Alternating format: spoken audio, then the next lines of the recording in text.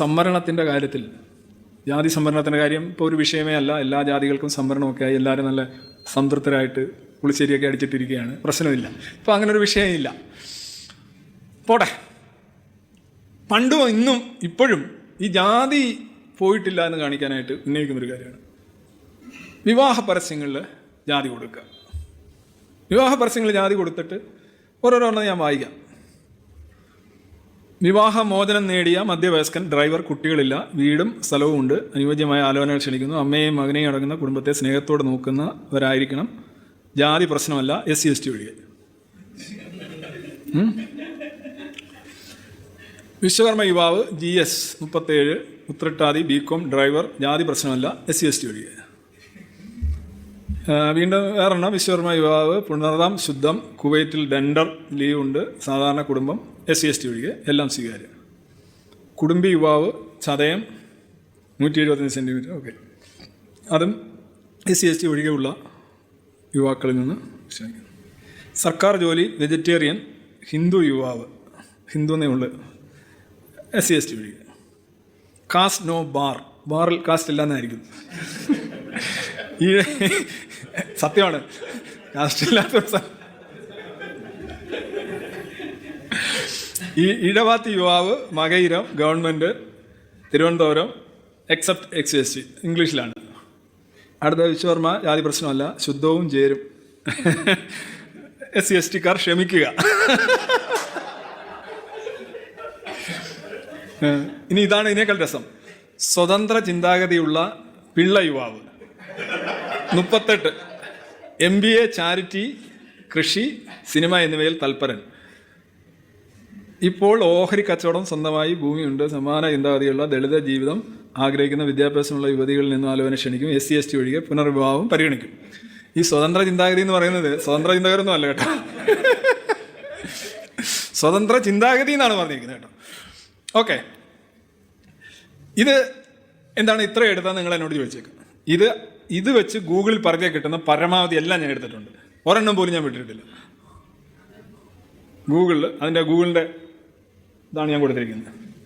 SC/ST ഒഴികെ വിവാഹ പരസ്യം അടിച്ചു കൊടുത്തിട്ട് ഞാൻ സെർച്ച് ചെയ്തപ്പോൾ കിട്ടിയതാണ്. ഇത് ഇപ്പോഴൊന്നും ഉള്ളതല്ല, പലതും ചിലപ്പം 80കളിലും 90കളിലും എല്ലാം ഉള്ളതാണ്. ചിലപ്പോൾ ഇന്നുള്ളതുണ്ടോ എന്ന് എനിക്കറിയില്ല. പക്ഷേ ഇതെല്ലാം കൂടെ എടുത്തിരുമ്പോൾ നമുക്ക് തോന്നും ഇത് മൊത്തം ഇങ്ങനെയാണെന്ന് തോന്നുമായിരിക്കും ഒരു പക്ഷേ, എനിക്കറിയില്ല. പക്ഷേ അപൂർവമായിട്ട് വരുന്നൊരു സാധനമാണിത്. ഇപ്പോൾ അധികം വരുന്നുണ്ടോ എന്ന് എനിക്കറിയില്ല. ഇനി മാത്രമല്ല, ഈ SC/ST ഒഴികെ എന്ന് പറയുമ്പോൾ ഞാൻ പറഞ്ഞു, SC എന്ന് പറയുന്നത് ഒരു 1100 കാസ്റ്റാണ് ഇന്ത്യയിൽ. ST എന്ന് പറയുന്നത് ഒരു 744 കാസ്റ്റാണ്.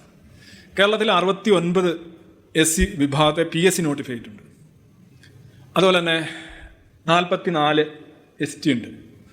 അപ്പോൾ അതൊരു ഒരു കാസ്റ്റല്ല, ഒരു കാസ്റ്റിൻ്റെ ഒരു മാലയാണ്, അല്ലെങ്കിൽ ഒരു കൂട്ടമാണ്. ഇവരിൽ എല്ലാവരും തന്നെ പരസ്പരമായിട്ട് ഐഡൻറ്റിറ്റി ഉള്ളവരും പരസ്പരം വിവാഹം കഴിക്കാറില്ല. ആചാരങ്ങൾ വ്യത്യാസമാണ്, അനുഷ്ഠാനങ്ങൾ വ്യത്യാസമാണ്, പ്രിഫറൻസ് എല്ലാം വ്യത്യാസമാണ്. സാധാരണ ജാതികൾ പോലെയാണ്. ഇപ്പോൾ ചില ജാതികൾ, ഇപ്പോൾ തണ്ടാൻ പോലൊരു ജാതി, ഈ തണ്ടാൻ 1976 SC ആവുന്നത്. ഈ തണ്ടാൻ എന്ന് പറയുന്ന ജാതി എന്ന് പറഞ്ഞാൽ ഈ മലബാർ റീജിയനിലൊക്കെ ഈ തീയ സമുദായത്തിൻ്റെ തലവന്മാരാണ്. തണ്ടാൻ എന്ന് പറഞ്ഞ ഒരു ചീഫ് എന്നുള്ള അർത്ഥത്തിലാണ്. അവർ OBC ആയിരുന്നു, SC ആയി. അപ്പോൾ ഇങ്ങനെ പല കമ്മ്യൂണിറ്റികൾ SCയിലേക്ക് വരാറുണ്ട്. ഞാനത് പറയാൻ കാരണം, ഇതിനകത്ത് ഒരു കുടുംബി എന്ന് പറയുന്നൊരു കിടക്കാണ്. ആ കുടുംബി സമുദായത്തിൽപ്പെട്ട ആൾ പറയുന്നത് ക്ഷണിക്കുന്നു, SC/ST ഒഴികെ എന്നാണ് പറയുന്നത്. പക്ഷേ ഈ കുടുംബി എന്ന് പറയുന്ന കമ്മ്യൂണിറ്റി SCയിൽ ചേരാനായിട്ട് പ്രക്ഷോഭണം നടത്തി പരാജയപ്പെട്ട കമ്മ്യൂണിറ്റിയാണ്. അവർ SC ഒരു ശകലം ഒരു പറഞ്ഞ ഉഷയ്ക്കൊരു സെക്കൻഡിൻ്റെ 4 കൊണ്ട് നഷ്ടപ്പെട്ടു എന്ന് പറഞ്ഞോണം. അങ്ങനെ നഷ്ടപ്പെട്ടൊരു കമ്മ്യൂണിറ്റിയാണ്. അപ്പോൾ ആ രീതിയിലാണ് ഇത് പോകുന്നത്. അപ്പം 2 കാര്യങ്ങൾ ഞാൻ ചോദിക്കുന്നത്. ഇതിപ്പോൾ ഇത്ര വ്യാപകമാണെന്ന് ഞാൻ കിട്ടിയ കാര്യങ്ങൾ മൊത്തം എഴുതിയിരിക്കുന്നത് എല്ലാം കണ്ടിട്ടും കുറച്ച് പഴയതാണെന്ന് തന്നെയാണ് എനിക്ക് തോന്നുന്നത്. ഇത് വളരെ ഭരണഘടനാപരമായും നിയമപരമായും തെറ്റായ കാര്യമാണ്. ഒന്ന്, ഇപ്പോൾ എല്ലാവരും അവരവരുടെ ജാതിയിൽ നിന്നും മതങ്ങളിൽ നിന്നൊക്കെ ആയിരിക്കും കല്യാണം കഴിക്കുന്നത്. പക്ഷേ ഒരു കാര്യം അങ്ങനെ ചെയ്യുന്നതും ഇങ്ങനെ പരസ്യമായിട്ട് എഴുതി വെക്കുന്നതും തമ്മിൽ വലിയ വ്യത്യാസമുണ്ട്.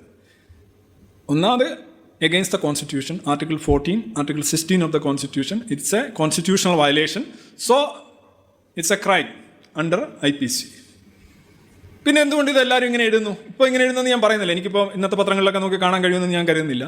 പക്ഷേ ഇവിടെ എഴുതിയിട്ടുണ്ട്, ഇങ്ങനെ ഈ പത്രങ്ങളിൽ എഴുതരുത് അല്ലെ ഇങ്ങനെ പ്രസിദ്ധീകരിക്കരുത് മാരേജ് ബ്യൂറോകൾ, അവർക്കൊരു നിർദ്ദേശം, ഒരു നിയമം ഈ രാജ്യത്ത് വേണ്ടതല്ലേ?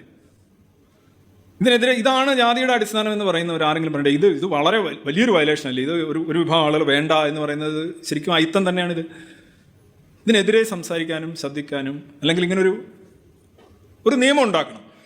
ഇങ്ങനെയുള്ള ഒരു രീതിയിലുള്ള കാര്യങ്ങളും പാടില്ല. അല്ലെങ്കിൽ ഇങ്ങനെ ഒരാൾ ചെയ്ത ഒരാളെ പിടിച്ച് അതിനെ ശിക്ഷിക്കുക, മാതൃകാപരമായി ശിക്ഷിക്കുക. ഇതവിടെ തീരുന്ന കേസേ ഉള്ളൂ. അങ്ങനെ ആരും ശബ്ദം ഉയർത്തിയായിട്ട് കേട്ടിട്ടില്ലേ? ഇത് മാറ്റണം എന്നൊരു അഭ്യർത്ഥന പോലും പുറപ്പെടുവിക്കുന്നത് കണ്ടിട്ടില്ല. എൻ്റെ അറിവിൽ അങ്ങനെ ഒരു റെപ്രസെൻറ്റേഷനെങ്കിലും കൊടുത്തിട്ടുള്ളത് എസൻസ് ഗ്ലോബൽ മാത്രമാണ്.